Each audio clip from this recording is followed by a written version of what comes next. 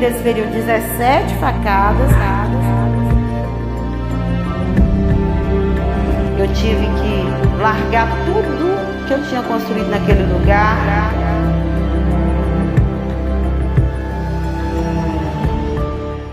Nós estamos aqui hoje para te dar voz, para que você conte para a gente um pouquinho da sua história, que você foi vítima de violência doméstica há uns anos, e eu gostaria que você aproveitasse esse momento para poder falar um pouquinho para a gente da sua história. Então, para começar, eu gostaria que você dissesse para nós onde foi que aconteceu, como foi, como você conheceu seu ex-esposo, qual era o lugar onde você morava. Fala pra gente um pouquinho de como foi o início de tudo. Quando eu migrei da capital de Belo Horizonte para São José de Itapinuã, eu buscava verdadeiramente um lugar de aconchego, tranquilo, querendo sair do estresse da cidade grande e viver num lugar tranquilo. Então eu escolhi a zona rural para dar aula, né? Porque eu sou professora, então procurei uma escola mais tranquila. Fui para lá, lá tem lugares que eles alugam casas, eu aluguei uma casa junto com uma família e fiquei morando lá. E, consequentemente, a casa que eu morava era a casa que esse meu ex-marido era da tia dele, então eu acabei conhecendo ele nessa situação, dele ser sobrinho dessa senhora, e também dava aula para o filho dele. Foi quando nós acabamos nos conhecendo, nos aproximamos, começamos a namorar, namoramos um tempo muito pouco, de 3 meses, e logo em seguida nós nos casamos.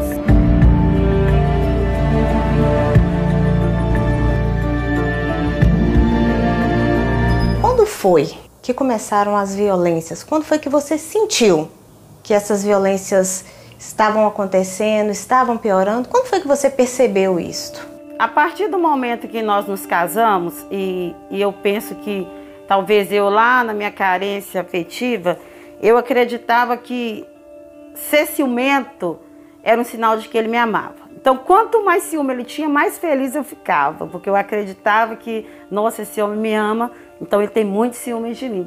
E a partir dali ele foi ficando ciumento, me proibindo de vir na casa dos meus pais, me proibindo de sair, me levando na porta da escola, me buscando.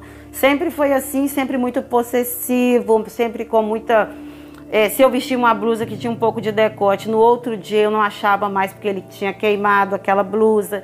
Se era um short mais curto, ele queimava também. Se chegava um homem na nossa casa e eu saísse lá fora para cumprimentar, quando a pessoa ia embora, ele chegava, me chamava atenção, às vezes me prendia no quarto, coisas assim desse sentido. A partir daí as coisas eu fui sentindo que elas foram tomando uma dimensão maior, tipo... se ele me fazia muita raiva durante o dia todo com esse ciúme possessivo dele, chegava no final da noite eu não queria ter um contato sexual com ele, porque eu estava magoada. Então quando eu falava que eu não queria, aí ele me pegava na marra, ele mantinha relações sexuais comigo à força, e quanto mais eu negava ele, mais ele me forçava. E não só sexo, vamos dizer, vaginal, sexo anal, ele me arrebentava, ele me machucava, ele me deixava realmente muito arrebentado, porque eu não queria o sexo anal e ele falava que eu não tinha que querer, eu tinha que fazer, porque se eu não sabia ser uma boa esposa, então eu tinha que fazer esse tipo de coisa. Eu lembro que uma vez foi uma coisa tão horrível, coisa que... de tanto que ele me penetrava com tanta força na região anal, que eu lembro que foram saindo fezes e mais fezes, e ele, quando ele viu aquilo, eu achei que ele ia ficar assustado, muito pelo contrário. Ele falava assim, isso mesmo, caga mesmo, é isso que eu quero que aconteça. Então, assim, eram esses tipos de coisas horríveis que iam acontecendo. E se ele não estava satisfeito, tinha um banheiro lá na fazenda que nós morávamos, que ele me prendia lá dentro. Aí ele vinha, me batia, me espancava. Teve uma vez que eu não apareci na escola, a diretora mandou atrás de mim, me achou toda machucada, porque me jogado a noite toda para lá e para cá, arrancado o meu cabelo todo. E foi uma sequência. Foi quando eu registrei a primeira medida protetiva, me parece, que foi em 2015 ou 2016, não me lembro. Mas aí, como sempre ele me procurava, eu voltava mais uma vez. E foram 2 medidas protetivas e eu mesmo voltei depois das 2 medidas protetivas, porque ele falava que medida protetiva para ele não funcionava, ele não acreditava nesse trem de medida protetiva, que ele fazia a própria medida protetiva dele. E por ele ser uma pessoa muito boa praça na cidade, um cara que fazia amizade com todo mundo, ninguém acreditava nessas agressões quando eu falava, porque ele era um cara manipulador. Era um cara que sabia dobrar as pessoas. Então, sempre eu ficava naquela posição de mentirosa. E assim foram as coisas acontecendo. Eu fui levando dessa forma.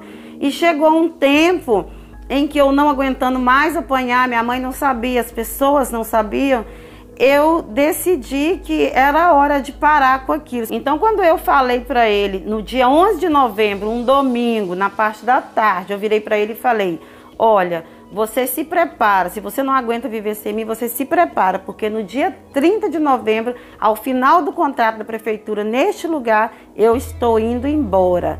Isso foi no dia 11. Ele, durante a tarde toda, ficou desnorteado para lá e para cá. Quando deu no início da noite, ele veio na minha direção portando uma faca e uma foice. Já era de noite, ele chamou o sobrinho dele e falou para ele: vem aqui que eu vou te mostrar como que se mata uma mulher. E aí foi nesse momento em que eu pedia para ele parar, mas ele não parava, foi quando ele me desferiu 17 facadas e eu fiquei ali no chão. Aí ele acreditava que eu estava morta, ele pegou a moto, colocou o sobrinho em cima da moto e foi embora.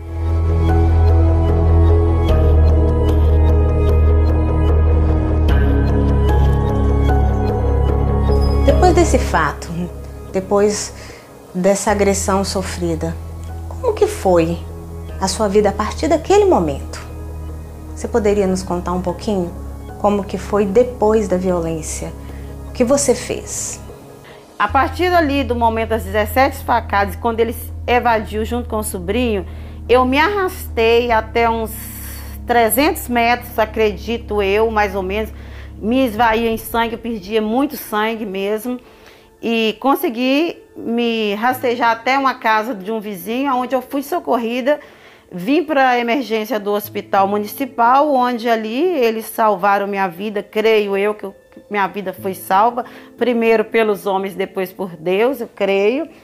E daquele momento em diante, a minha vida teve um outro rumo.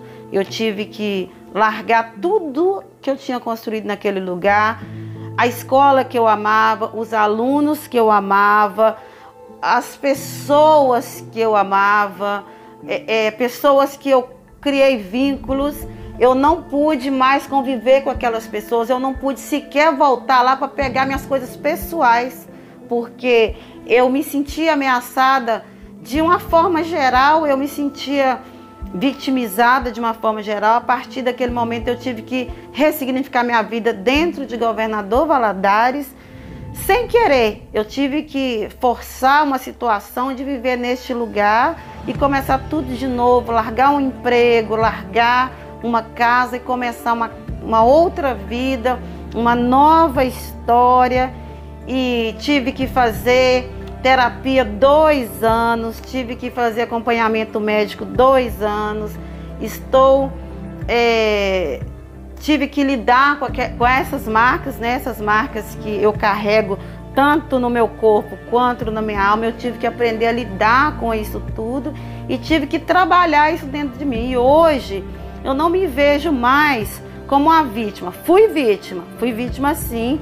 Não nego que fui vítima de uma violência muito brutal, mas hoje eu não sou mais vítima. Hoje eu me sinto uma mulher vencedora, que venceu a violência doméstica.